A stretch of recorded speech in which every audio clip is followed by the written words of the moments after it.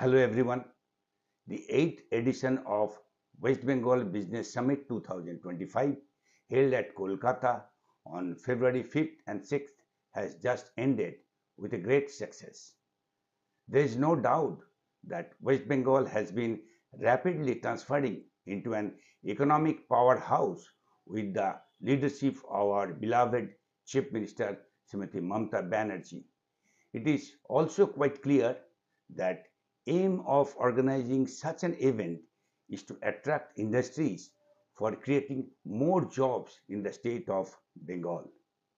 In this regard, I, Swapun Chaudhary, involved in cable TV and broadband industry, like to put forward my submission on behalf of several thousand of people working as cable operator in the state of West Bengal.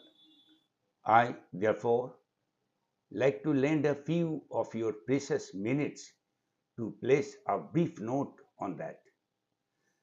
34 years, মানে 34 বছর আগে, an unknown service driven by an emerging technology called satellite and cable TV system শুরু হয় বাংলার কিছু শিক্ষিত যুবকের হাত ধরে।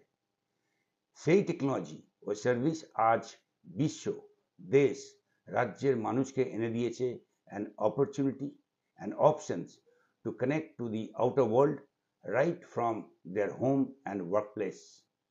Today, human life is incomplete without cable TV and internet service. দেশের কথায় না গিয়ে আমাদের রাজ্য পশ্চিমবাংলার কথা বলতে গিয়ে আমি বলবো, আজ পশ্চিমবাংলায় প্রায় ৮০,০০০ সেলফ এমপ্লয়েড যুবক এই কেবল টিভি ও ব্রডব্যান্ড ব্যবসার সঙ্গে যুক্ত, যারা কেবল অপারেটর হিসেবে পরিগণিত হয়। আর এই অপারেটররা প্রায় ১ কোটি পশ্চিমবঙ্গবাসীকে এই পরিষেবা দিয়ে থাকে। রাজ্যের প্রতিটি প্রান্ত, প্রত্যন্ত অঞ্চলকে জুড়ে রেখেছে তাদের তৈরি ওয়্যার ইনফ্রাস্ট্রাকচার দিয়ে। জুড়ে রেখেছে এমন বহু প্রত্যন্ত অঞ্চল যেখানে বহু অপরিহার্য পরিষেবা আজও ঠিকমতো পৌঁছতে পারেনি।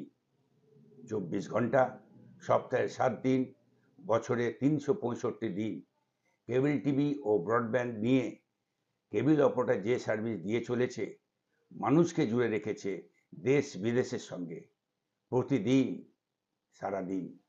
2019-2020 এই 2019-20 সালের করোনা পরিস্থিতি তার জ্বলন্ত উদাহরণ।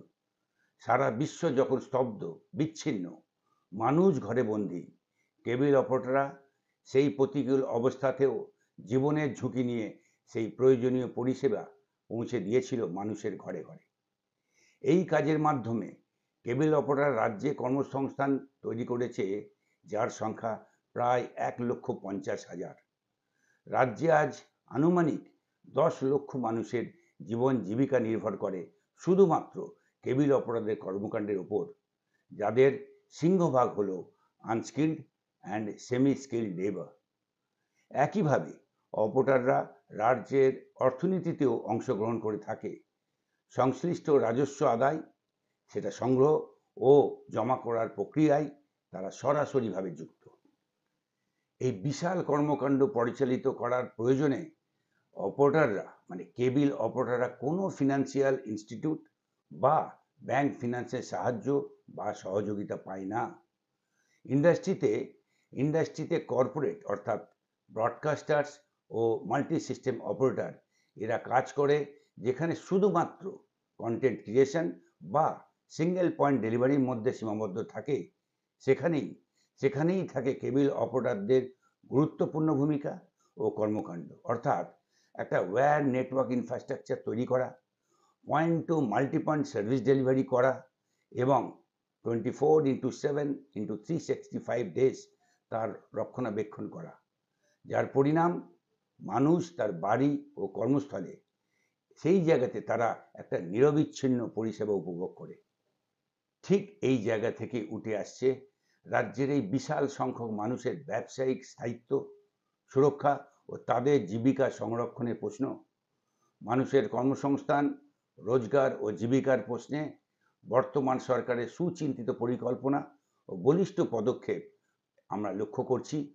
আজ রাজ্য সরকার তথা রাজ্যের মাননীয় মুখ্যমন্ত্রীর প্রচেষ্টায় রাজ্যের বহু মানুষের মুখে হাসি ফুটেছে, তাদের জীবন জীবিকা সুরক্ষিত হচ্ছে। আজকের বিশ্বায়ন যুগে সাম্রাজ্যবাদী আগ্রাসী মনোভাব সম্পন্ন দেশ বিদেশের বহুজাতিক সংস্থার মধ্যে যে আগ্রাসন করার মানসিকতা দেখা যাচ্ছে, সেখানে রাজ্যের কেবল অপারেটর বা রাজ্যের কেবল ব্যবসায় নিযুক্ত এই বিশাল সংখ্যক মানুষের জীবিকা ও সুরক্ষা প্রশ্নের মুখে দাঁড়িয়ে গেছে। এই অবস্থায় কেবল অপারেটর কমিউনিটির পক্ষ থেকে বিষয়টা রাজ্য সরকার তথা মুখ্যমন্ত্রীর নজরে আনার চেষ্টায় আমার এই প্রতিবেদন। কেবল টিভি ও ব্রডব্যান্ড আজ আইসিটি অর্থাৎ ইনফরমেশন এন্ড কমিউনিকেশন টেকনোলজির আওতায় এসে গেছে। ফলে অপারেটর সংরক্ষণ ও সুরক্ষার নীতি নির্ধারণ করার প্রয়োজন ও সময় বোধহয় হয়ে পড়েছে। অপারেটরদের প্রতিনিধি দল এই বিষয় নিয়ে নিরন্তর প্রচেষ্টা চালাচ্ছে। আমার আজকের প্রতিবেদন তারই আর একটা দিক। অজানা কঠিন বাস্তব সত্য তুলে ধরার প্রচেষ্টায় কেবিলওয়ালার এই প্রতিবেদন সমাজ, বুদ্ধিজীবী মহল, সংশ্লিষ্ট মন্ত্রী ও দপ্তরের উদ্দেশ্যে আমি তুলে ধরলাম। ধন্যবাদ।